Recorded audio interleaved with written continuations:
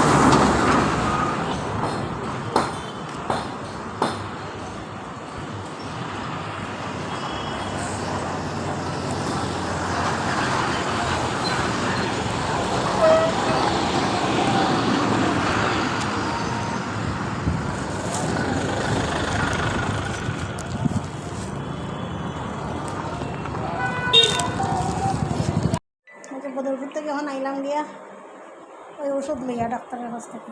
ডাক্তারের এখানে যাওয়া হইলো কালকে রাত্রেবেলা। হঠাৎ 3টার সময় মশারির ভিতরেই আমার খানের ভিতরে দেখা যায় কিতা ঢুকে গেছে।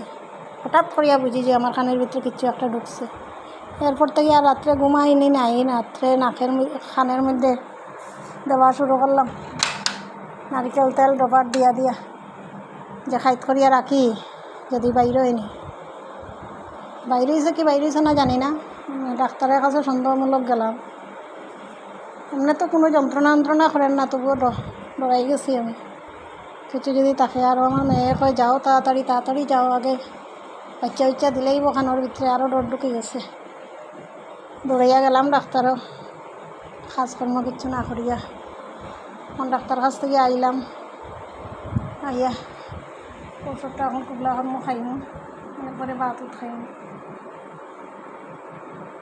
তোমরা আমার ভিডিওগুলো দেখিও, লাইক করিও, কমেন্ট করিও, শেয়ার করিও। ভালো থাকিও, সুস্থ থাকিও, আনন্দে থাকিও।